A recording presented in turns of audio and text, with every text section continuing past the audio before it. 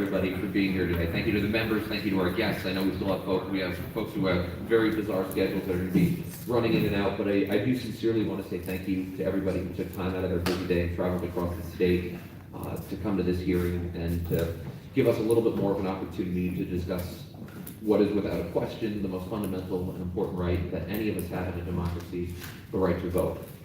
A right that in far too many places, including in the past in Pennsylvania, has been under siege. And that what we'd like to do today is talk a little bit about some of the proposals that we've made in the legislature, that House Democrats have made, to make it easier for people to vote in a more secure way. And that's what we're getting at more than anything else. And I also want to make sure that we talk about the disproportionate effect that voter suppression laws have on communities of color, on working class people, and that we make sure that we try to discuss not only the legislative proposals, but what we as legislators can do in addition to trying to pass laws and vote on good public policy to make it easier for people to vote. So before we get started, I do want to make sure that we introduce all the legislators and the guests that are here. For those of you who I don't know, my name is Mike Schlossberg. I'm the state rep for the 132nd District in Lehigh County and in specifically Allentown and South Whitehall Township. Thank you all so much for being here today. The chairman of the policy committee is Mike Sterla, who has a cold, and I shouldn't have done that. But so Mike's going to try to limit his talking, I know, but thank you very much for helping us put together this hearing, and thank you to your wonderful staff and my wonderful staff for doing this. So with that, we'll start with Bill. Thank you, Mike. Good afternoon, everyone. My name is Bill Quartz. I'm the state representative, 38th District, Allegheny County. Wow. Good afternoon. I'm Joe Webster from the 150th, which is Skipback Collegeville, West Norriton, just west of Norristown, PA. Thank you.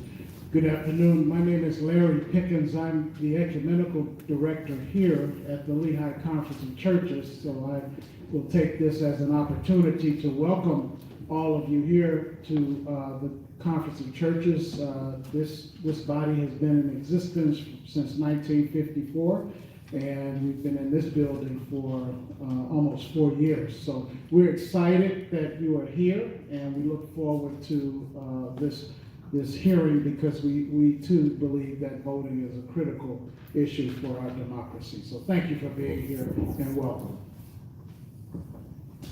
Good afternoon. I'm Ed Hoza, the Director of Administration for Lehigh County. I'm here on behalf of the Lehigh County Executive Phillips Armstrong and also the past full-time mayor of Whitehall Township for 10 years. So I'm pleased to be here to discuss this most important issue that affects many of our residents in Lehigh County.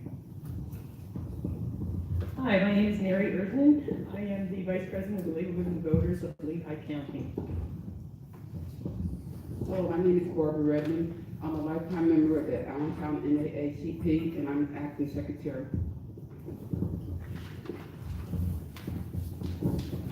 Good afternoon, I'm Maureen Madden. I represent the 115th District in Monroe County, or the Poconos. Good afternoon, Jeannie McNeil. I represent the 133rd District, which circles around Mike and Pete Schleier's district. Good afternoon. My name is Mike Zabel. I represent the 163rd District, which is in Delaware County. Good afternoon, I'm Joe Cerisi. I represent the 146th District, which is the western part of Montgomery County. Good afternoon, everyone. My name is Steve Malagari, and I represent the 53rd District, which is in Montgomery County.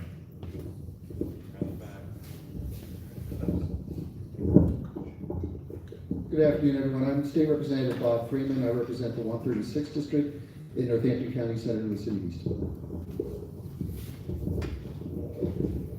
And I'm Scott Conklin. I represent the 77th District, Center County, home of Penn State University. Yes. I'm Mary Isaacson. I'm from Philadelphia County, the 175th District. I'm home to Independence Square, where our voting rights began. Way to the introductions. And again, thank you everybody for being here, and Reverend Pickens, thank you very much for opening up your facilities to us. Really appreciate it. Why don't we start? Let me ask, if I could ask all of our guests to talk a little bit about their groups, their organizations, some of the things you'd like to see us work on in the legislature. Typically, when we've held these policy hearings, this is a discussion. This isn't supposed to be fine. So if you have things you need us to work on, or the members, as you have questions, I think a free-flowing discussion is probably the best way we could do this. So, Reverend Pickens, we can start with you, sir. Well, I would just like to say that as a faith-based I had to turn it on. I would just like to start by saying, as a faith-based organization, we at the Lehigh Conference of Churches are committed to enabling communities around issues of voting. And we see the franchise as being basic to what it means to be part of a democracy. And given what we've seen happening in recent days, looking at not too far away in North Carolina, where election fraud happened, not voting fraud, election fraud, we are aware that the importance of the rights of people, and particularly addressing issues of voting around communities of color because of the historic suppression that has taken place. It's important that we focus in on those issues and assure that those communities have their votes counted. So as a faith-based community, we are committed to that, and we see our role, our mission as enabling people in the community as we engage in that process.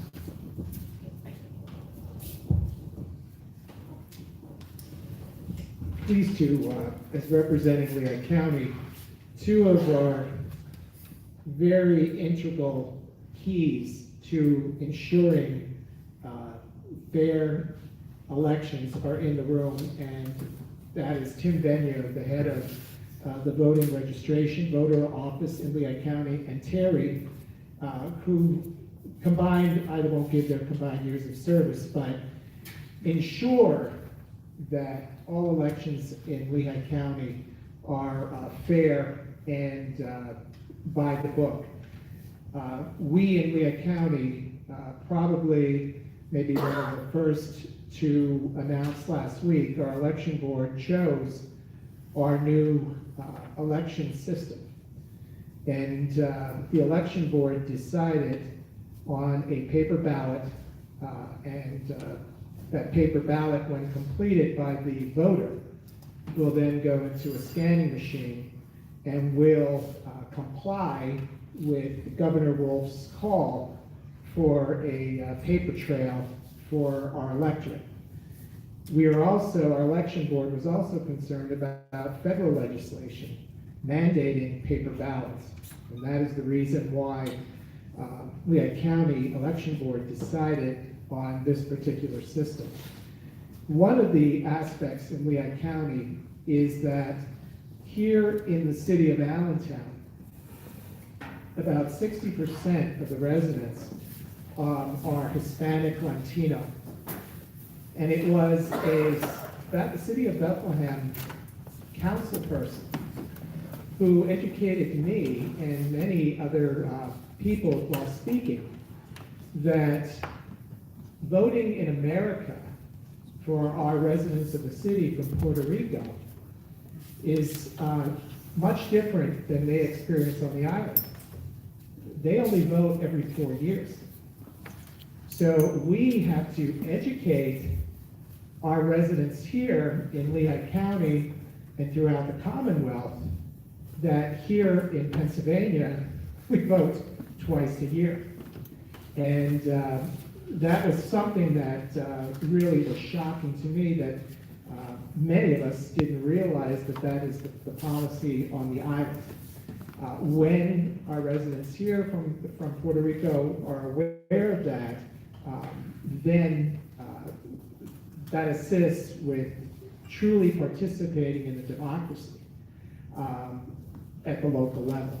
But our job, and I see the handout here of the proposals or ideas for voting in not only, I would say, the Commonwealth, but throughout the country, are items that you as our elected representatives need to weigh about improving the ability of our residents in the Commonwealth to vote. And you can't take for granted, if you're from a rural area in the Commonwealth, what we're experiencing in more urban areas with our population and trying to get them to participate in the democratic process. No doubt, everyone's very familiar with the League of Women Voters and the fact that we follow a nonpartisan agenda, but I like to interpret it as good government practices. We're neither right nor left, it's whatever is good for most of the citizens in Pennsylvania. We are, like Ed said, we are very concerned about those Black Americans, Asian Americans, Latinos, not getting their fair share, not getting their access to voting, not being educated, not being engaged, and most importantly, not listening. Are we listening to that population? We have followed along pretty much with the Democratic policy, but I can't say there's much disagreement. We want to support anything that opens up access to voting. We want to support anything that increases voter registration. And we have some particular, I don't know if you want me to go through just a few of them? Okay. First of all, absentee voting. We almost consider that a mild form of voter suppression in this state. Right now, you know, there's a lawsuit that's being filed against the state by the ACLU and the Lawyers Civil Rights Committee, because there have been so many people who have been disenfranchised by absentee votes that arrived past 5 p.m. on the Friday before the election. I believe in southeastern Pennsylvania, the number is about 4,500 disenfranchised voters. Philadelphia might have been about 2,000, I'm not sure. If we go across the state, that number starts to add up. So what we have proposed, and which we will lobby for, is a no-excuse absentee voting system, and to increase the amount of time that absentee votes can be requested and turned in. That's very important. That's early voting is also something we are going to lobby for because of the same reason. We are one of only 11 states that does not have early voting, and sometimes I think we have to take off our blinders and realize that not everyone works a 9-to-5 job. Whether we're looking at farmers, whether we're looking at EMS, whether we're looking at county employees who have to clean up a hazmat spill. It just happens. So early voting, we are suggesting on the average amount of days for early voting across the country is 22. Some have 45, some have 10. So we're also supporting that, and also automatic voter registration. That was passed in 1993. There was something called the National Voting Rights Act, which the nickname was Motor Voter. The Motor Voter Act, which allowed states to permit people who were applying to the DMV for a license, driver's license, were automatically registered to vote. Somehow when that passed in 1993, I didn't have time to research it, Pennsylvania filed a lawsuit against that, so we didn't adopt that. But it's time, I think, to adopt that and to also allow 17 and 17-year-olds to pre-register to vote, and perhaps in primaries, if they're going to be 18 by the time of the general election, allow them to vote in the primary. Same-day registration. We don't see anything wrong with same-day registration. It would be a provisional vote, of course, until it is checked out. But we have so many people and so many different organizations and jobs that don't get that chance. And I'll tell you one personal story. I have a daughter who's a third-year trauma resident surgeon out at USC in California. In 2016, her first year, she was working 15 hours a day, 6 days a week. If California did not have same-day registration, she would not have been able to vote in a presidential election. So that's just one example. I'm sure we could think of many others. And of course, we do suggest that we change our primary system to open primaries, because right now we have over 1 million people in Pennsylvania that are disenfranchised in primary voting. We have 39,000 right here in Lehigh County, and that would be something we would like to see you consider. I won't get into some of the others of campaign finance reform, but those are the ones we think will help open up accessibility to voting. Everything that was said so far is what Allentown NACP agrees with. We also want to create some kind of organization, our group committee, so that we can set up for the voters who in the city who are not coming out to vote. We want to come up with some kind of system that we can reach these people and let them know that it's okay to vote. We're finding out in our meetings that a lot of the people who do not vote really don't know how to vote and are afraid to go out to vote. So we want to set up some kind of program or system that we can teach them, have them come in and learn how to vote and how to use the machines and things like that. And I think that is our main concern, educating our community on what they need to do and how to vote, and also look at the people running for office and make sure they're for their community, for the Blacks and Hispanics, and we just want to make sure that they get their voting rights, and that's the main thing that we're concerned with, to make sure that they have the free right to vote the way they want to vote and choose who they want to vote for, and be educated enough to know how to vote. Thank you. Let me turn it over to the members. As you folks have questions, I certainly have no shortage of them, but let me start with you folks. Or if any of you have questions for any of us, actually. No, this is a discussion, not a panel discussion. Anything we can ask each other would probably be great. Well, I'll certainly go over to our League of Women Voters, and while you're lobbying for the access bill, thank you very much. One of the bills that I've proposed is to allow for a 2-hour window from employers so that first responders and people in the medical health profession who work 12-hour days, if we only have one day to vote, they should be able to have access to get to voting during voting hours. I would say, I don't want to speak for the National League of Women Voters, but as far as Pennsylvania, I think it's safe to say that anything that would open up access to voting, we would gladly support. We take it very seriously, as you're well aware of the lawsuit we filed last year in June to challenge the 2011 map of congressional districts. So we take it very seriously, and we mean it when we say we want everyone to be we want access for everyone to vote. So I would support that.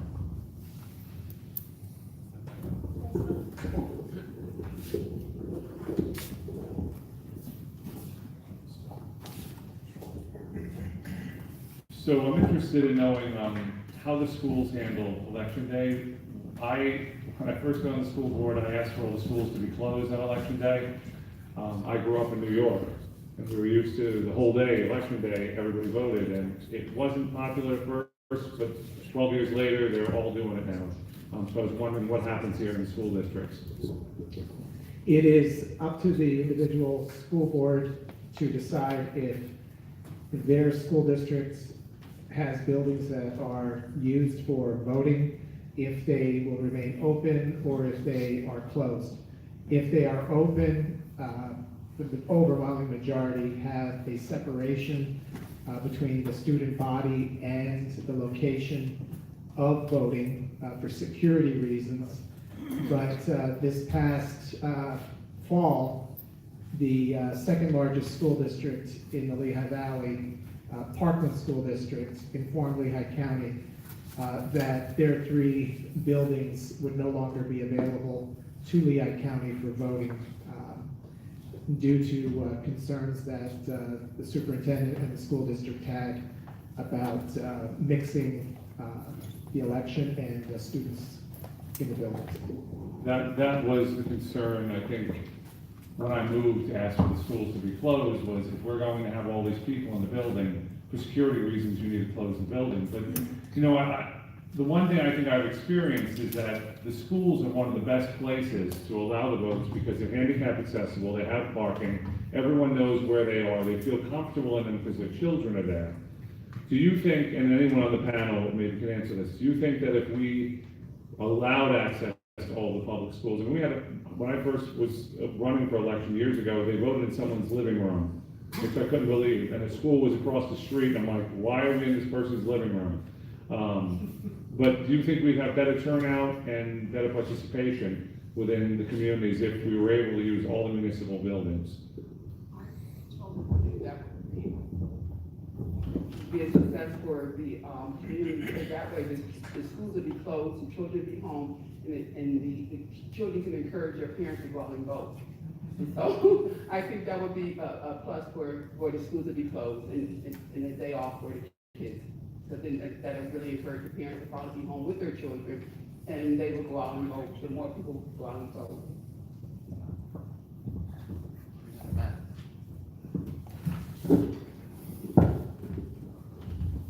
Hi, good afternoon.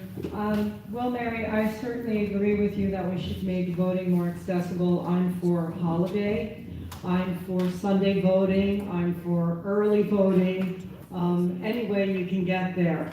I'm looking over this article about the lawsuit that you're filing about absentee voters, or the lawsuit that's being filed.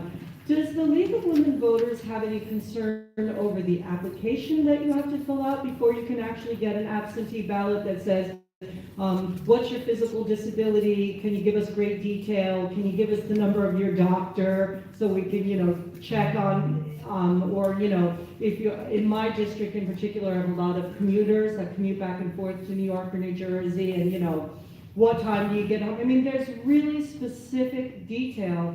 And I think that's an impediment, looking at, especially for seniors or disabled people, just filling out that application is kind of intense.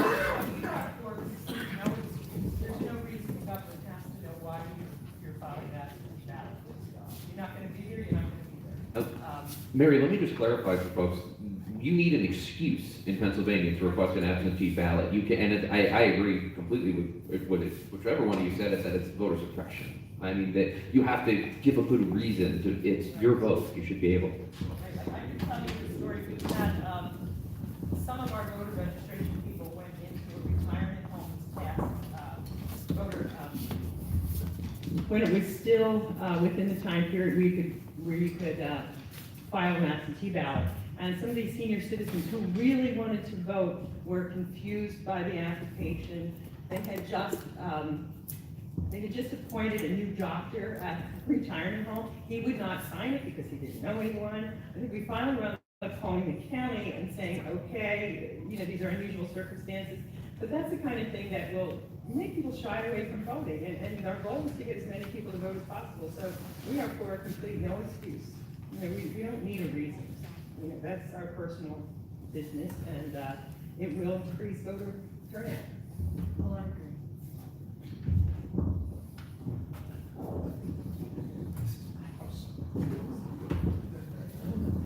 Yeah, I wanted to digress, Representative Joe. I have several school districts obviously back home, and what they do, the one school district actually closes the schools and has a teacher and service staff. But then I have other schools that they're having full-blown school with the elementary kids, and they have like separate doorways, so it's a hodgepodge. It's something we should correct. We really should make it easier, and going into the schools are a lot easier for the folks. Like you said, they have the handicap parking, plenty of parking, and it works a lot better. Just a comment. Ed, let me ask this question to you, and if you're not sure, maybe Tim or Terry could answer. Do you, if we were, and it's a ways off still, but if we were to enact early voting, what would the county need, and do you have the capacity right now to handle something like that? Tim?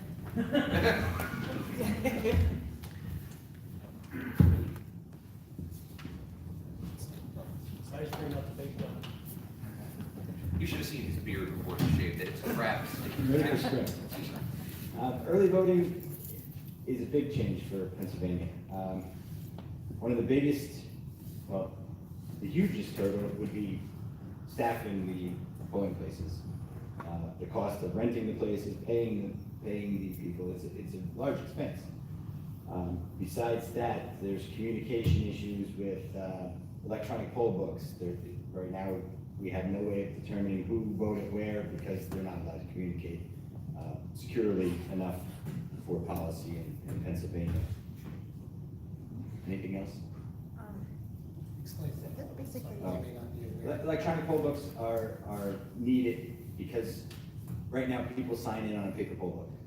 There's no way to determine if someone on this side of the county voted on that side of the county, now moved over to this side, and there's no way to determine if so that they can't vote twice.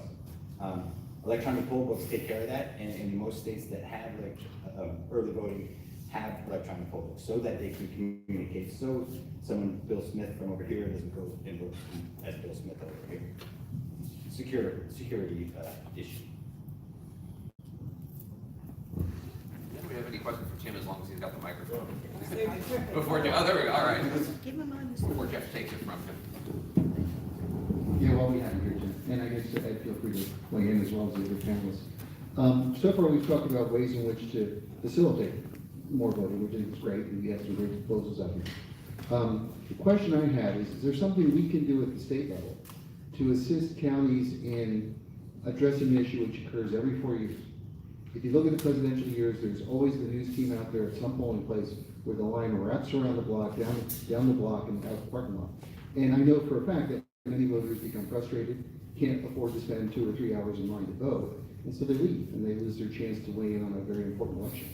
Is there anything we can do at the state level to help incentivize ways to either create more polling places so that the number of registered voters in a place does not exceed a certain number, that there's greater ability to vote because you have less people in each polling place, and to assist the workers on the inside?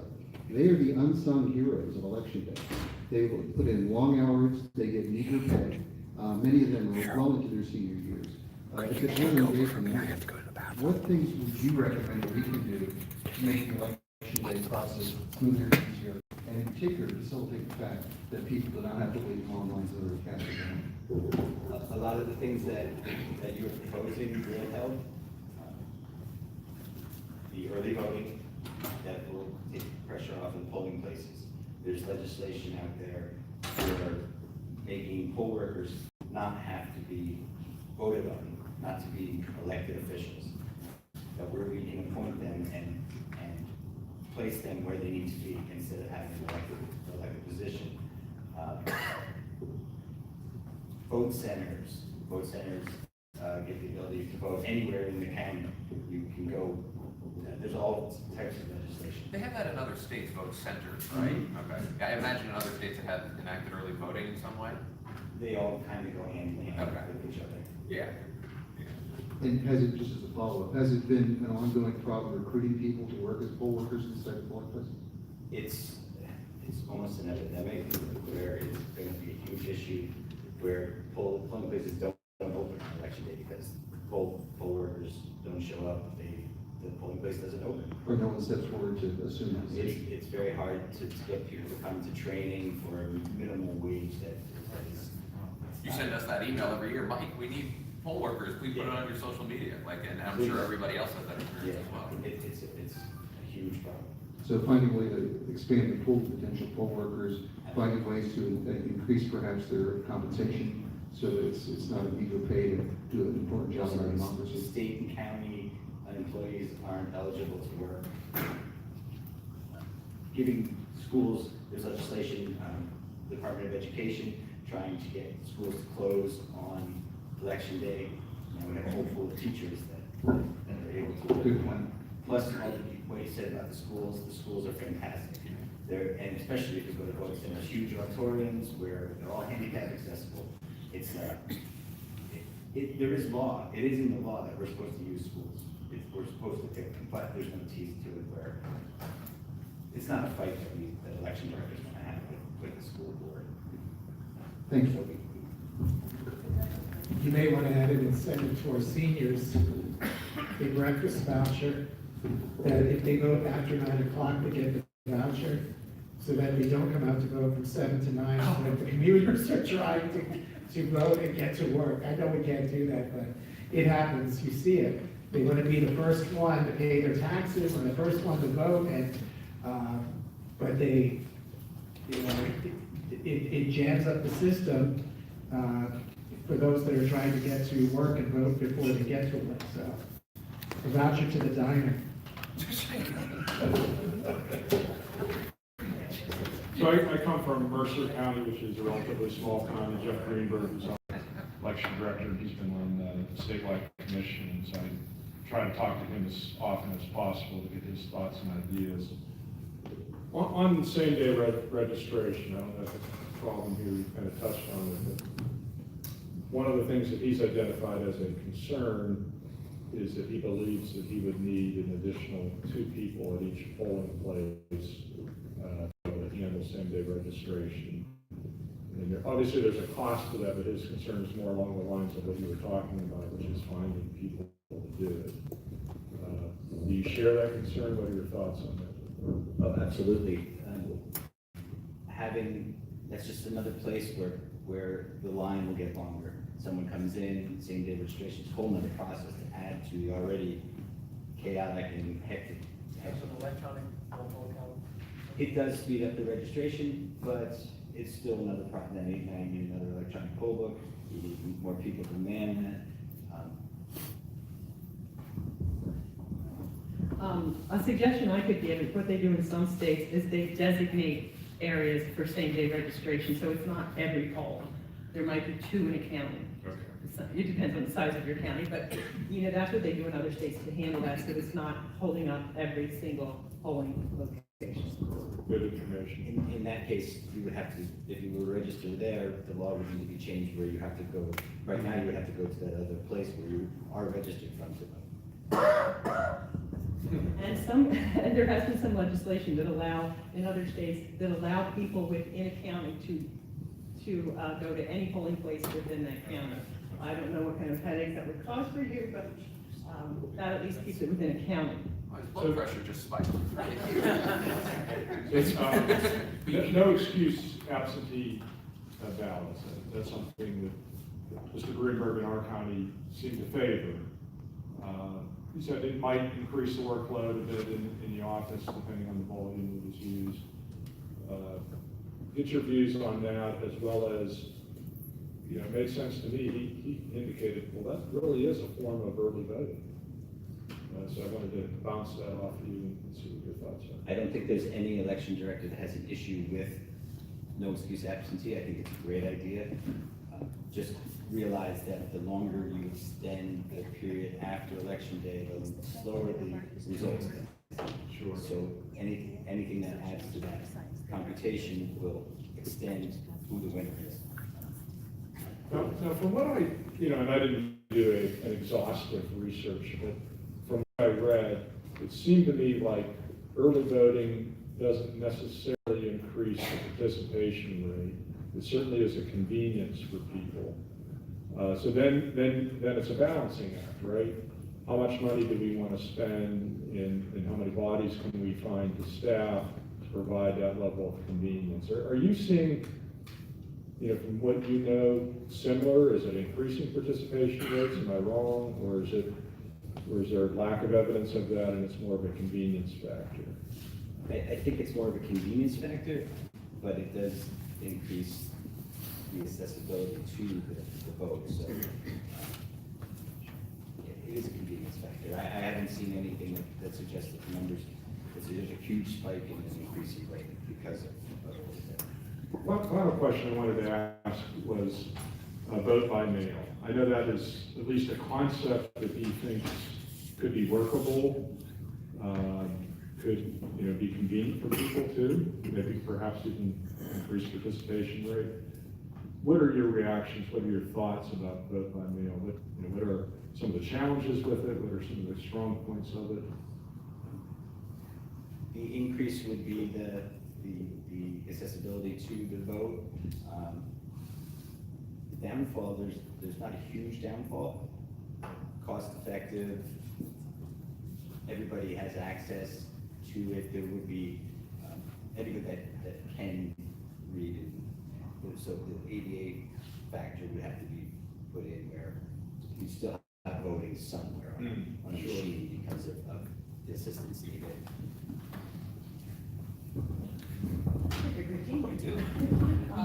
Mail-in voting is available in 3 states. That's with how they do it in Oregon, Idaho, and I believe the state of Washington. So if there is some research out there, it'll probably be on those 3 states. Okay, thank you. I would just offer a comment for myself as well as my colleagues.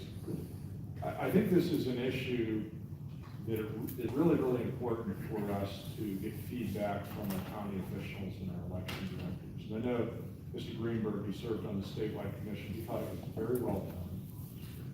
but many of the suggestions that were made are now being developed into legislation.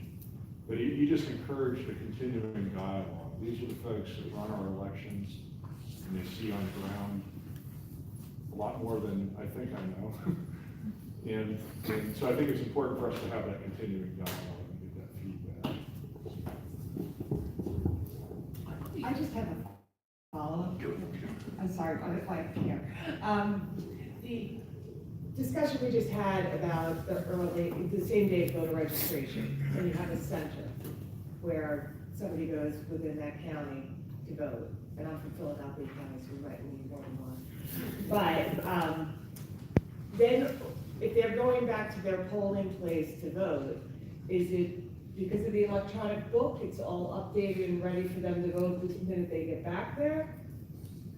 I don't know how that, I just was wondering the logistics of that, considering the volume that could come in and the fact that somebody's not registering where they vote, which is what we require. Right now, they would have to do a provisional ballot, so if they're in the wrong polling place, they would only be partially counted. So to be effectively fully counted, they would have to vote in their same polling place as the law. If you're a vote center, you can vote, you would get your ballot for your district even if you're out of your district. Okay, so the way that it works in these these registration precincts is that you register to vote and cast your vote there, regardless of what your, for Philadelphia, it's ward and division, but you go to out of county precincts. Is that correct? That is correct. It would have to change to allow you to vote out of your district, out of your ward. Okay, and I also just, I now understand it, because the way you were describing it, I was wondering about the security of electronics and communicating from a center to a precinct division. One comment, if you're doing same-day registration, you're assuming that you haven't been registered up until that point. So that would be the first place you would vote, would be the same place where you do the same-day registration. Then that would shift to your particular polling place. I mean, I would imagine the county would notify you as to what your polling place would be, or you can find out by going to the county website. Things get a little confusing. Representative Costello. I have to apologize, my 85-year-old mother's furnace is broken, so I'm texting back and forth with the repairman. In my old life, I was not only a developer, but I also chaired the election board for 7 years. I got to catch people voting twice, provisional ballots, but this one, I'm going to shift gears a little bit. This is actually for Dr. Pickens. There's something that drives me crazy. And that's they'll probably call you back up again in a second. And that's the way some churches really put their 501c3s or their nonprofit status, should I say, in jeopardy. Because whether it's the Virginia Beach Club that is on television, or especially in the rural areas where the preacher stands at the pulpit and actually tells people exactly who to vote for and how to vote. Can you tell me a little bit how you handle that situation? I have to go to a church that the pastor is very clear that he will not endorse and will not advocate. But would you tell me how your conference handles that? And have you seen in this area where you actually have individuals violating that nonprofit status? I can approach your question from a few directions. One, as a pastor, I generally took the position that we did not endorse candidates, so we took a nonpartisan position. We did open the opportunity for people to hear from candidates so that they could make informed decisions about who they wanted to elect. So I think that by creating an atmosphere where people understand the issues, the candidates, interact with the candidates, I think that's appropriate. Yes, I have seen instances where pastors have endorsed individuals for office because they felt that the person represented the interests of the congregation. I think that you are correct, that does jeopardize your 501c3 status, and it's something that, I think that conversation even has been accelerated with the current administration in Washington around this issue, which seems to purport that churches now have the ability to make pronunciations about supporting particular candidates. So I think that we're in a very murky area when it comes to the issue of the separation of church and state, particularly around elections. But I think that what you raise is an important question. I think here at the Conference of Churches, we take the position of being nonpartisan. And again, we do think that it's important for people to be politically aware. And that does not mean that we particularly support a party, but it means that we're very supportive of people being able to make educated decisions. So I think if not-for-profits take that position, they're in a safe harbor. But once you get out of that arena, I think then you have some problems with maintaining your not-for-profit status. And I'm also an attorney, so I speak with that in mind too, in terms of the legal ramifications that occur if you run askew of that separation. In Lehigh County, we actually last year had a challenge for one of our polling places. It was it's a church, and I believe the solution was similar to what's behind. There was a curtain put up to hide the images in the church that the individual that challenged the location had about voting in that church. In my home township, we have the Islamic Center that is a polling place. And it was quite challenging in the beginning for voters in that district who did not want to set foot in that polling place because they had the misconception that they were voting in the prayer room when factually they were voting in the social hall of the Islamic Center. But, and that seems to have gone away. And that's through the efforts of that center in their outreach to the community and having open houses and inviting the community in to see the center and to explain what they do in their faith. So those are the other challenges of locations. I just want to say in our churches, we have people. Before we hit the button, that's what I did before. In a lot of the black churches, what we do is have people come in to represent themselves and say exactly what they represent in who they represent in our community and what they plan on doing for the people of color in the community. So our ministers normally don't say anything about who to vote for, but they try to encourage people who are in the community that are going to really help support the people in the center city. As of February 16th, the National NACP has a C4. We're C4 now, so we can also, we were bipartisan, now we're not. We are C4, we can decide on who we want to vote for office, which we think is a good thing, and it's going to help the people in the community, because a lot of our people in the community, brown and black, they do not know who to vote for. So they allow us to go out and do the investigation and try to find out who to vote for. So a lot of the people depend on us, and that's what we're doing now. We're going to go out and decide on who's the best, who suits our community the best, and who we're going to vote for. So that's a plus for the Allen County ACP. Barbara, can I ask you a follow-up question related to that, as long as we have a microphone? You said in your opening statement that you wanted to see government do more for voter outreach and voter education. That's something that we could potentially do without any act of the legislature. Can you talk a little bit more about what that would mean, what we actually have to do to make something like that happen? What that would mean, we would try to educate our community on how to vote. Like I said, again, a lot of people in the community, they're afraid to go out and vote. We're finding out that they are really afraid to go out into the polls. So we want to come up with some kind of development, implement some kind of program where we can have them come in and practice and understand what it is to vote and how they can use the voting machines to their interest once they decide on who they're going to vote for. Go talk to Tim as soon as you're done, because he's nodding, so.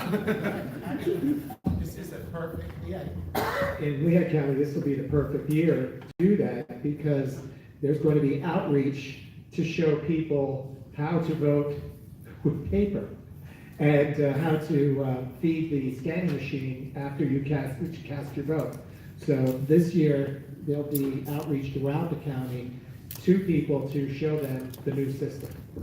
How much money is this gonna cost? Actually, the original budget for Lehigh County was $3.5 million.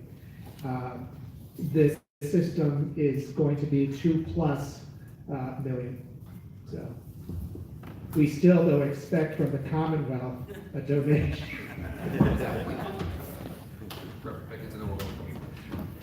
I think you raise an important question because I believe that in our communities, we can all play a role in assisting around voter education and helping people, helping ourselves understand what the obstacles are that dissuade people from voting. And I think that we do that by engaging people and having conversation with them.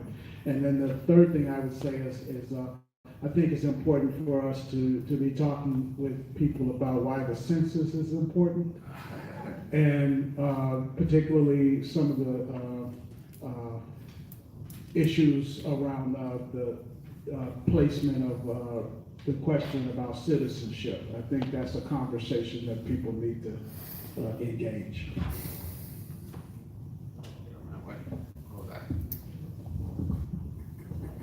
Nathan, why don't you introduce yourself as well, please? I'm sorry I came in late. I was actually at work. I'm part of the NAACP Executive Board, but I'm also part of the Latino Caucus for the state of VA, Democratic Party. I'm also was one of the founding members. So this is a two-part.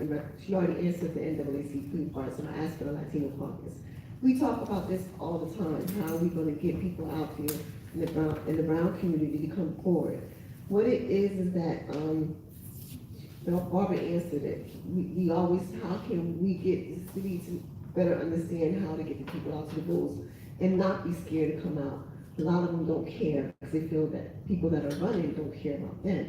And it does start in the churches. The schools make more sense. Years ago, the schools did have voting. And what happens is that when you take it to a familiar place with the black and brown, it's more of a comfort zone. When you take them out of the comfort zone, they scare away. They don't want to know. Long time ago, educating about voting was in the school system. Long time ago in the cities, the officials came through to the school and walked through. Latina and NAACP. Since then, somehow, some way, it got lost in transition where they weren't allowed to go into schools no more. He just said it's not against the law for them to vote. So what happens is that some sort of invisible rule was made for officials not to come into the school and educate these kids so they get more familiar, more comfortable, more happy with you. And they had that for many years. So you can get the community more educated. Also, to the Latino community where you're from. Here in the United States, we vote on Tuesday. We vote every 4 years. Some places you don't vote as much. So it's the educational part that's very important. And it's not just a Latino and a black. It's also a strong Indian community out here that feels isolated. There's a strong African community out here that feels isolated. There's even a strong Asian community out here that's isolated. And all of it's basically understanding the demographics of voting. So that education was very important, but at the same time, making them comfortable to be able to come back out and vote.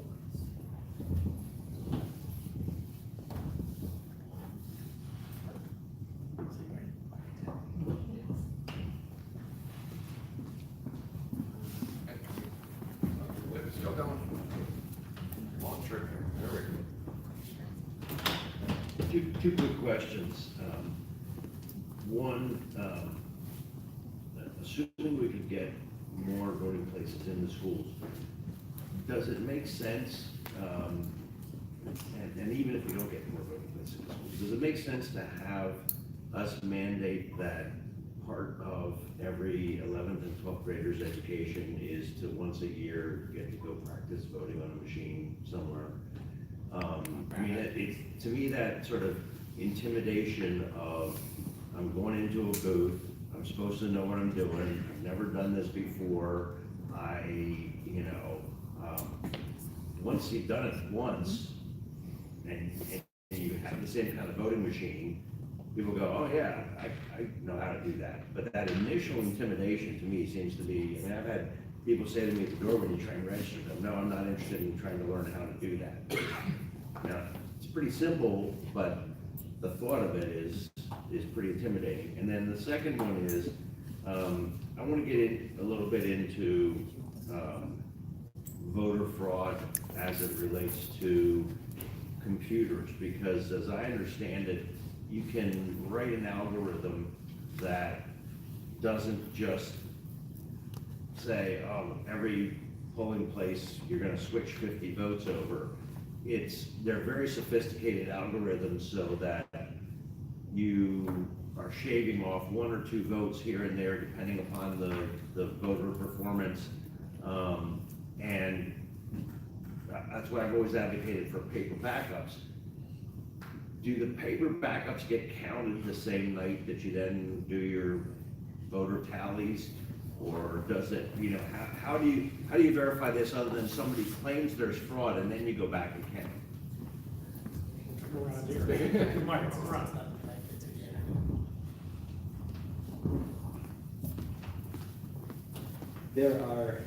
The current system is not necessarily paper backup. There's not a voter verified paper trail to the current system. That's what the governor's mandate was to change. The new systems that are being purchased are paper backups. They are counted at the polls. There's 4 centrally counted. There's different configurations. But if there happens to be a recount, or we had to redo the whole counting part of it, it would have to be, the law says it has to be on a different manner. So there's other scanners that can be used that are not connected to the internet. I mean, even the old systems were not connected to the internet. So you are correct in the algorithms are very complicated, and yes, if granted access to the voting system, then yes, they could possibly be changed. That's highly unlikely, but anything is possible.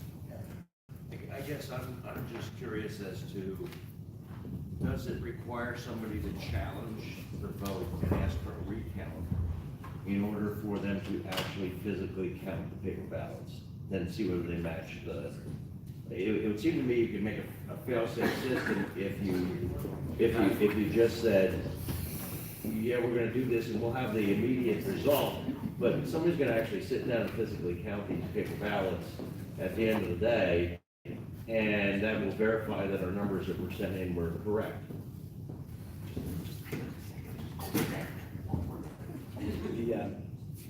Yes, the current law says that there would have to be some discrepancy where a challenge would be made to have them recounted in a different manner than they were counted at the polls. Election directors usually make sure that everything is counted correctly prior to certifying those results. There is a challenge period where they can be sent to the court. I want to follow up on your question.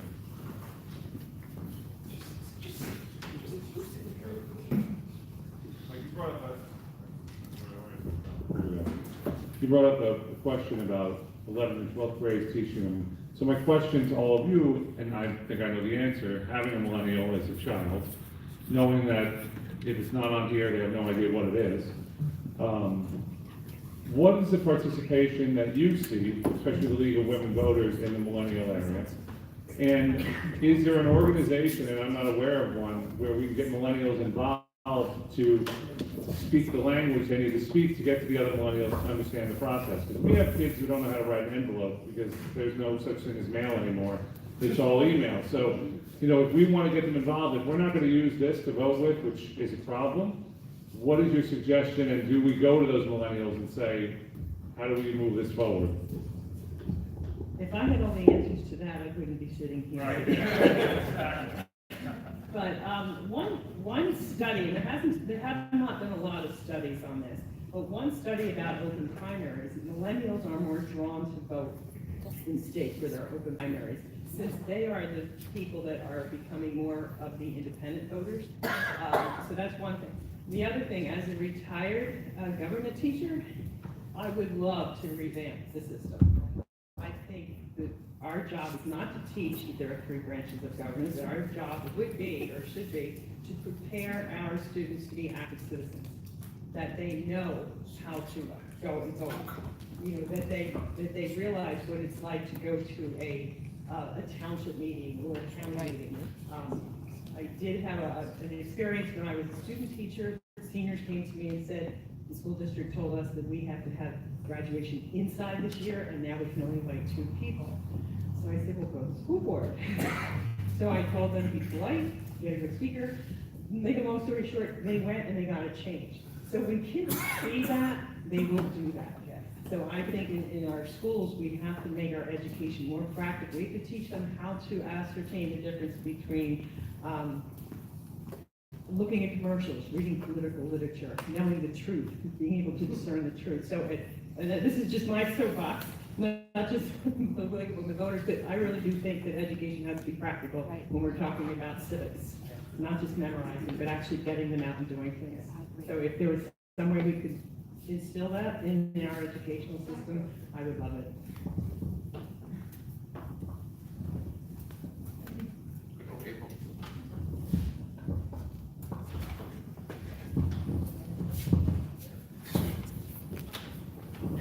Sorry, before I went to say, they vote instead of we vote here every quarter, they only have a voting status once every 4 years since from Puerto Rico and all that. Here we vote every quarter, they don't do that over there.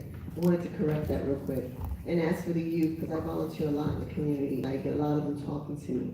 And she's right, it has to do with a lot of transparency. They don't feel that the people that are in front of them, they don't get to know them personally as well. What happens is that when you vote, we say we're gonna make a change, once the election's done, you don't see nobody anymore. So we don't utilize the social media. Just a fine example, I only use myself, young lady running the Easton Democratic Party, running for mayor of Easton. She's a millennial. She utilized the Facebook for a video that I put together for her. Within 4 days, over 2,400 views. We don't utilize that. We don't relate to them on their level. And the tools are right in front of us. And yes, sometimes it's hard to teach an old dog new tricks, but it's in the ways. You gotta learn them tricks, and you gotta learn how to jump through the hoops too. And we gotta bring them aboard and not alienate them. A lot of them feel alienated, and well, she's saying a lot of them are independent, but they're really Democrat, but they're taking the independent side because they feel it gives them that freedom. So we always have a bad habit of saying, do as I say, but don't do as I do. No, we have to practice what we preach with these millennials, because they're smarter than what we think they are.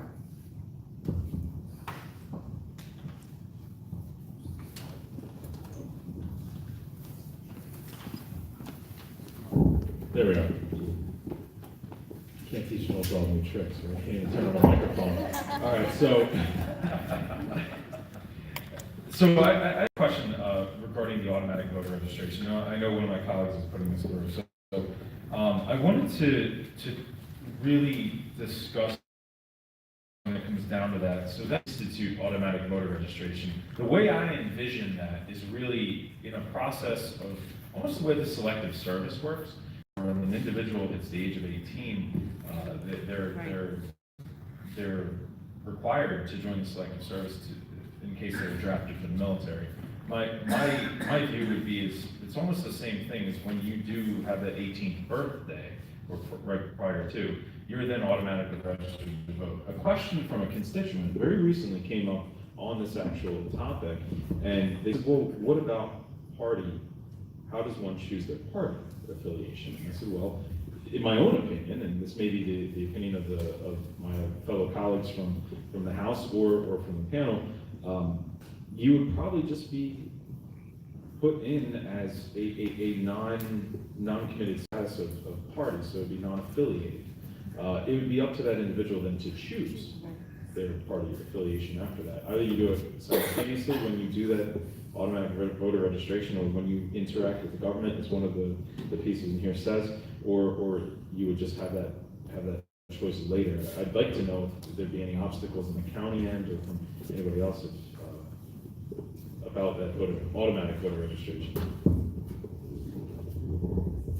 Well, when you say with selective service, they're automatic.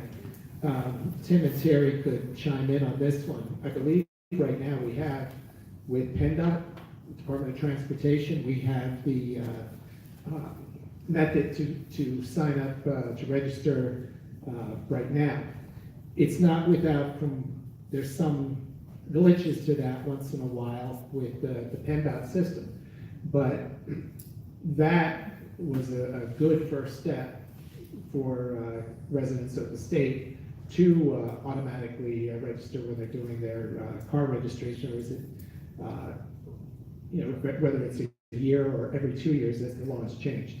The question is going to be, or the one pitfall I would see, is if they go in undeclared status, are they truly going to take the next step and send in paperwork or online on deciding whether they're, D, R, or I, or whatever.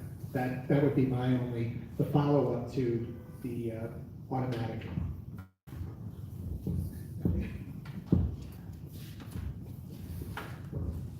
I think for one of them, I think that once they're probably gonna follow their parents, whatever party their parents is at birth, until they understand what party they really want to be with, and then they'll decide either they're gonna be for their parents or against their parents. So I think that that's already a decision made in the beginning. Some of the aspects of the automatic voter registration that still haven't been worked out are, first of all, like you said, how would you sign up as a register? Would you have to declare a party? If you would change to an open primary system, someone would not have to make that decision until the primary day. That would be one way to do it. Also, there is the league is backing the idea that whenever anyone also comes in contact with any Pennsylvania Department of Services, aging, mental health, whatever, that's also a place where they could opt in to register to vote under those agencies as well. But I think the only way to get around that is if you have a closed primary like we do, they would have to declare. If we had an open primary, they could do it the day of the election. And earlier we mentioned social media and millennials. That is an option, a great option to instruct our county residents about the new system of voting. To put a video out on Facebook, Instagram, whatever, to show them, especially the millennials, how easy the new system will be. I dare to say we may have some seniors who are upset with our new system because they're now used to, initially they were a little apprehensive about voting on an electronic type tablet. And now that we're taking that away, they're going to feel slighted that they can't go into vote in the county and they have to use paper. But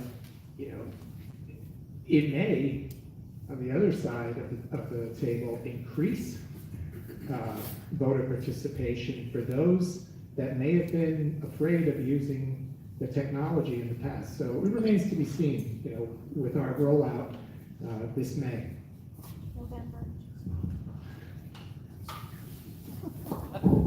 I did have one more question, unrelated to automatic voter registration, but more related to what Representative Webster has coming forward, your vote moves with you type of legislation. So my question on that is, would that directly follow the DMV records. So if somebody moves, then they have to change their address, and that's through the DMV, or through the state with their official ID card. What are some of the challenges with the county in regards to that, and are we able to make it so that way we can keep accurate addresses of individuals voting, so that way we all know that there's instances of individuals that have moved and they vote from a previous address like 20 years ago. So Terry's going to come forward and tell you her challenges with the Department of Transportation, as we affectionately call the fourth arm of the state government.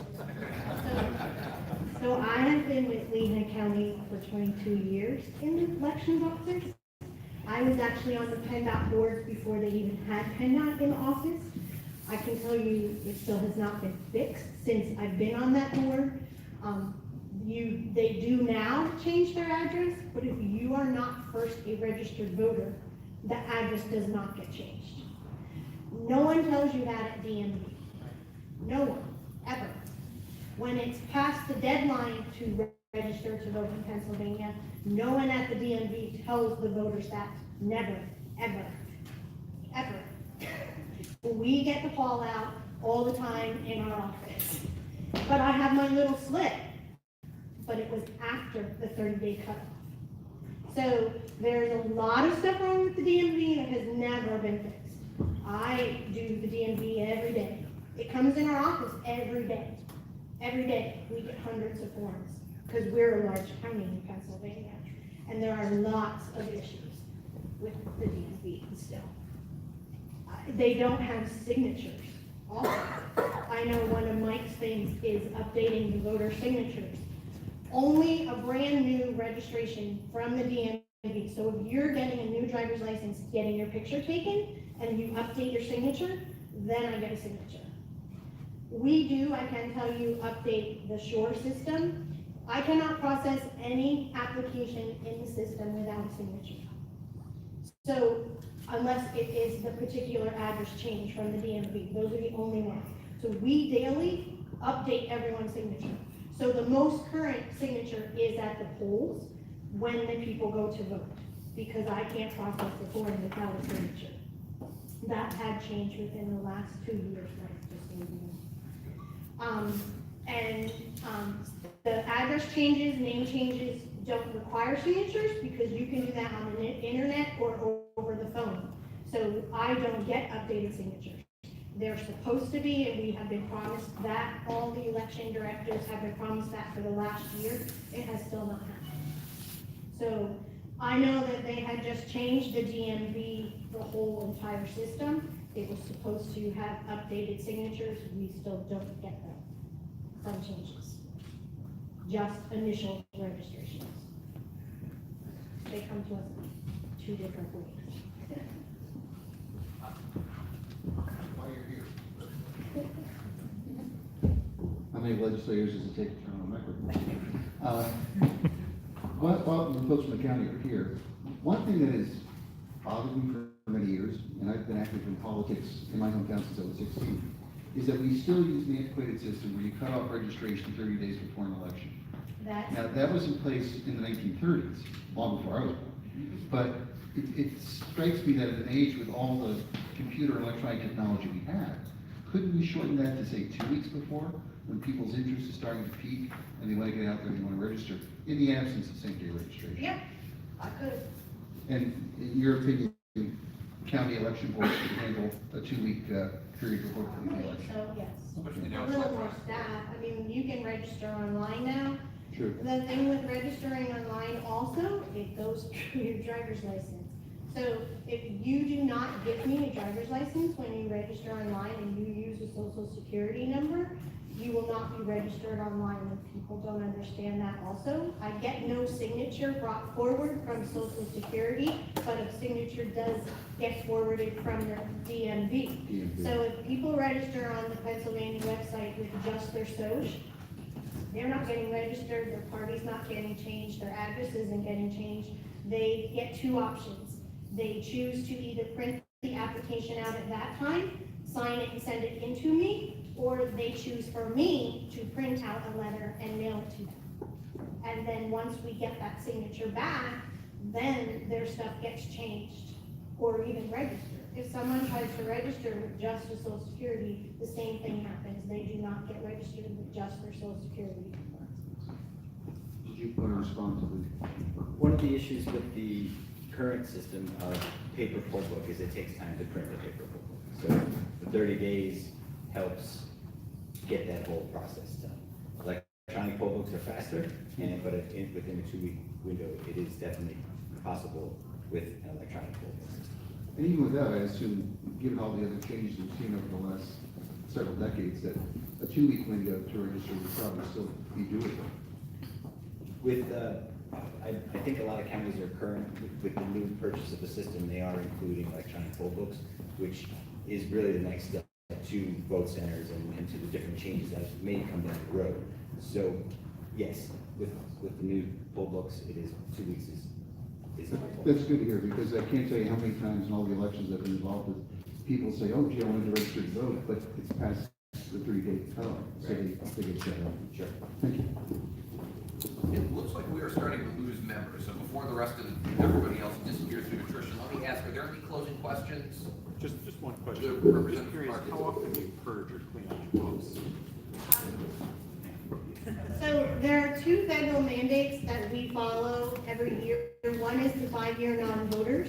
That happens every January. So if someone, it's not even that they're a non-voter, so if somebody registers and their record is vacant, non-touched for 5 years, not voted, not communicated with us, anything, I send them a letter, and then they have to respond to that. And then I do one every summer, which is called the ERIC, which is a national change of address.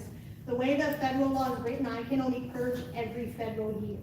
So it's every other year I purge people. But they stay active in our files for actually 9 years, because once they get their 5-year letter, they have 2 more federal elections, which is a 4-year cycle, to stay on the polls. Where they're inactive. But they stay inactive. They stay inactive, but they can still vote, they just go to the polls without an affirmation, and they're fine. Right. After the second 2 year federal elections, then they get It's purged. when they So get it's- purged. It's a long period of time. It's like 9 years, everyone stays. I can tell you I do it, that's me. I do that every year. I always turn it up, Yeah. note or whatever, when you see somebody passes away. We also, he's saying about death, we also get DOH reports every, it used to be every 3 months, but now we're getting a more frequent, which is monthly from the state, and we actually take them out that way. We get actual death records. So we do that every month. The state sends you that? Yes, electronically. The Department of Health sends them to us. What do they send you specifically? It's a actual, so they send something to the state, and the state matches it to their actual registration, and then it comes to all the counties electronically. And they're actually death notices for us to match our files and take people out. Has their name, their address, their social, their driver's license, How their often do you birthday, get that? monthly. You get it monthly from the Department of Health? Mm-hmm. And they Electronically. get it from, The death where do they record. get it from? From, I guess, the coroners and stuff. Funeral directors. Criminal directors, send that. coroners. Mhm.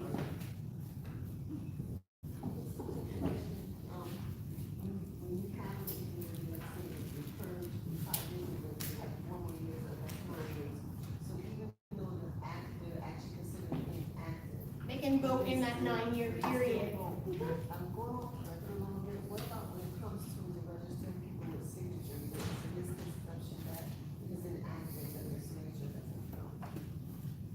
When they sign petitions. Oh, no, it does. Just want to clear No. that up.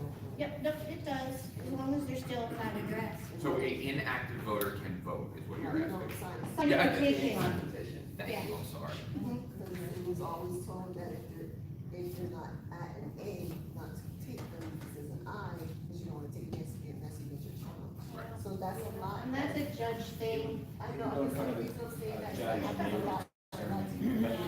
It's not, I mean, they can, they're still a registered voter, but then in question if it comes their address. Right, that happens a lot. And that's a judge, not in And line. a quick question, if it can be, like you said, online, so they're saying that they updated it, that better now that they're getting the stuff, so you're seeing, you go online, because that seems to be a big thing that we tell our ladies, go online, go online. So you're seeing them, they don't put your driver's license in there, there's nothing you can do.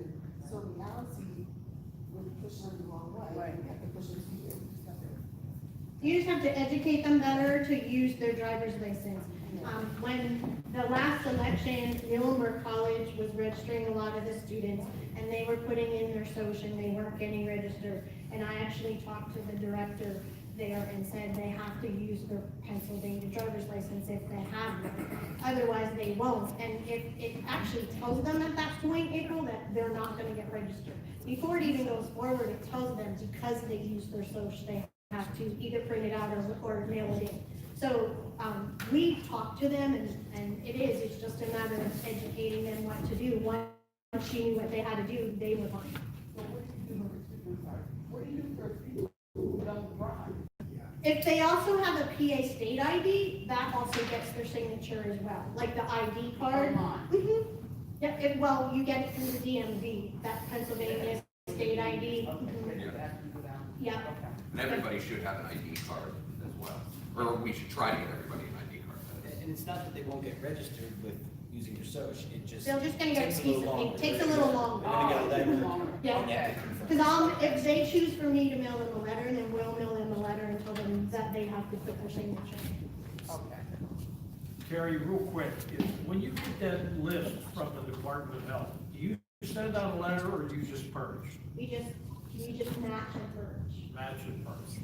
How many do you get a month if you have to purge? In my county, we probably get a lot. I'd say there's 25 in a batch, so there's probably monthly, maybe get 300 or more. 300 people. And then if it's not my county and because we're a statewide system, if I see the person's registered in another county, I forward it then to that county, so that county can purge them from their system. Because we're statewide, we transfer electronic applications between all of those counties. Lisa, did you, and let's, yeah, this is Lisa Conover, member of Allentown School Board, well, the member of the NAACP. No. Oh, I think.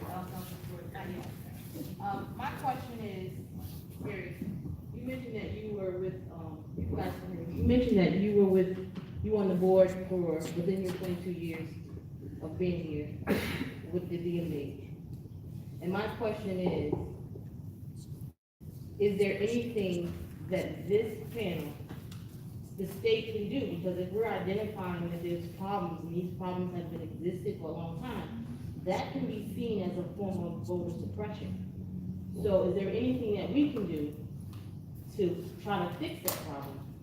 Well, I think the governor, I know that they are now working with the DMV, trying to, the problem from the whole start was the voter off, when this was all mandated, the voter office and the DMV never worked together. So the people at the DMV were never educated about the voter office. So they were just told, you have to register people now at the DMV. So they didn't know all the rules and regulations that went with it. Like, you have to first be registered for the address changes to even take effect. You have to first be registered, even for women, if they were just changing their name. If you're not registered, it's not going to change your name, because we weren't getting signatures with those also. So I know that they've been working for years to have them educate the DMV workers more to help us get our applications better, but the biggest thing would be for every DMV record we get positively has to have a signature. And right now, currently, it does not. So we've identified the problem. So we got, that's my, and then the other thing is the question I had was, are there any other states that have experienced this problem and fixed it? Or, because sometimes we don't always have to reinvent the wheel. So that's all. Thank you. Question about, excuse me, how you purge. You say if somebody registers in your county and you see that they're registered in another county, then you tell them to purge in the other county. Just the death notices. Oh, death notices, okay. So let me tell you about the system. So the short system is a statewide system that all 67 counties share. We can only touch anything for Lehigh County. But if I have something for Lehigh County that belongs to Northampton or Monroe or Philly or Mercer or whatever, I can transfer it to them. And then they get the application or the death notice or anything, and then that county processes accordingly. And you also said that if you want to register online, you have to use your driver's license so that you have A signature. signature match. Mhm. Is there anything that cross-references driver's license with voter registrations to see whether the person actually lives where they say? So I cannot answer other counties, but I can tell you in my county, I do every Friday, I run multiple maintenance checks on the shore system. If they use them in other counties, I don't know. I can tell you what I use. I run duplicate checks there's 3 different times I can run every Friday, and driver's license is one of them. So if some of the girls in the office miss that April was once registered as Riddick, and now she's registering as Gaines or whatever, and the girls didn't catch it, when I run it through, because she used her driver's license, I will now see she's registered as April Riddick and April Gaines. I then, at that point, pull all the forms, verify, yes, it is the same person, and then I will merge her record, so she is now with her new name. I do that for driver's license, social security, address, there's like everything, I do that every time. Okay. So, I maintain the system in the county. okay. They actually call me for a lot of different things for the other counties. Who's your counterpart now, the game? Anyone from MLBA calls me. I talked to Jeff earlier before coming here. We do have a bunch of different allies in different counties. I'm kind of the help desk of the shore system. Congratulations. They kind of call me every day. So I guess here's the issue that I have that I used to run into when I was out doing more voter registration than I do now. I would knock on a door and I'd be looking at the voter roll and I'd say, hi, I'm here, is John Smith available? And the person would go, oh no, John Smith is the landlord, he doesn't live here. And I would go, oh, okay, well, do you want to register? Well, I probably shouldn't because, and I would explain to them that they could and all that kind of stuff. But John Smith, who may have or may have not ever lived at that property, now lives in a township, 5 miles away. And that I'll never know unless John Smith sends a form in on his own. Okay. I will know if he did something and I mailed it to that address and then his card comes back to me, I then scan his card, take a picture, put it in his file from the post office, and then he becomes an inactive under investigation because he does not live where he says he lives. Okay, so then my next question is there any way for you to take your voter rolls and match them against DMV rolls to see whether the people that claim they're living at those addresses actually show up on the DMV? Now, if they So here's if my they problem don't, with the DMV. okay, if they don't show up, I get I it. have because another it's the person DMV on problem. See? You can go to the driver's license center and you can get your driver's license in Pennsylvania from any address you give, they do not verify it. They only verify it at your initial time you go to get your driver's license. That is it. I could go online today and change my address to the Lehigh County Courthouse, our office, and there'll be no questions asked. My registration will get changed because it'll say, do you want this to reflect your voter registration? And I'm gonna say yes. And because I'm already a registered voter, it'll come to my office and we'll change it from my house on Jerome Street, like district, and then change me to the county courthouse. You can get a driver's license from any address you want. I verify addresses every day. It is not a this is my job also. If it's not a residential address, you will not get registered, and I will mail you a letter telling you the law is you have to be registered from a residential where you live, where you speak address. And a lot of people try to register from a P.O. box. Cannot do that in Lehigh County. We have a 911 center. Everybody's address is verifiable. You cannot register from McDonald's. I have people who try to register from wherever.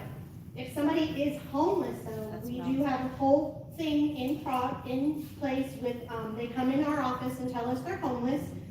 We have it all the time. They actually do use my address, the office's address. And they go in our lobby. Our lobby is a polling place. So I do have a whole process in place with my solicitor, who any homeless person, and they call and they come and they pick up their card with ID. They just have to give me some kind of ID to prove they are who they are, and they get their voter card. And yes, I do have a whole system for the homeless to vote in Lehigh County. Cool.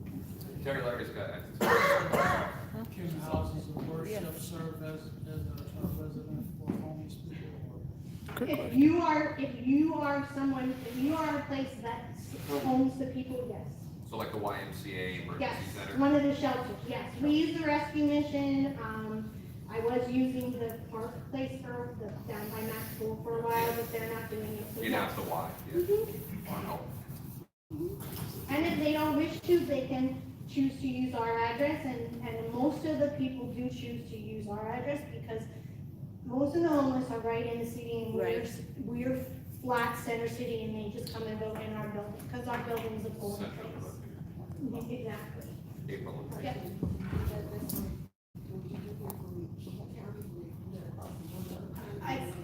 It's something that we do. I can't answer the other counties. Hi, how are you? How are you? Good, thank you. I just want to thank you for all you do. I didn't realize how much your department does. So I appreciate it, and thank you to all the panelists. Back to the license going online. Are they just entering their license number, or do they have to scan the license? Just their license number. Oh, okay. And then it actually matches through the DMV. And then that's how it grabs the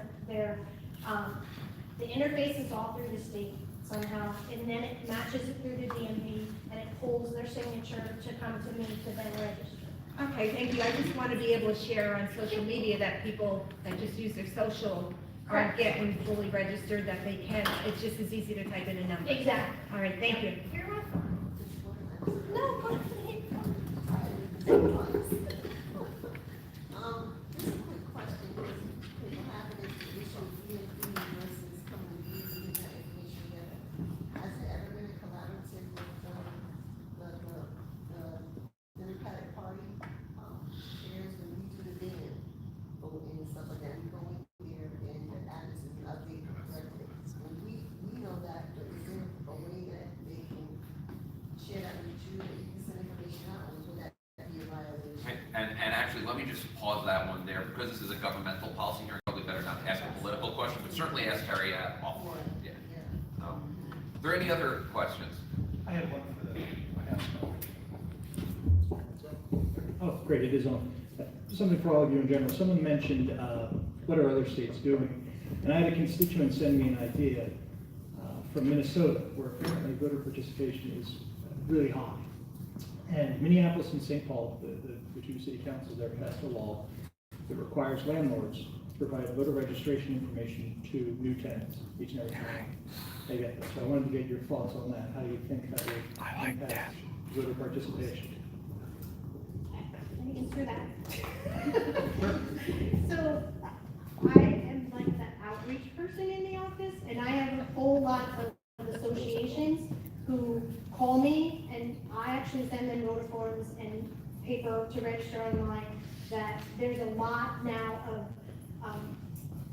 condo places coming in, apartment houses. They actually send a packet, a welcome packet, and they actually get voter forms from me and put them in that packet and register and tell the people to register. And they gave them maps of all the polling places in their area. So they also have the digital map if the person is confused where to go to vote, and it shows them exactly where to go, where they need to go to vote. In addition, in Whitehall Township, that has a high number of apartment complexes, we called it the arrival and departure report. Every landlord, and it could be a 2-unit up to 1,000 units, every month had to come to the township and present every new arrival and every departure. So that report was then shared with the tax office and also the school district residency officers to verify that the address that they gave of living in this apartment complex was factual.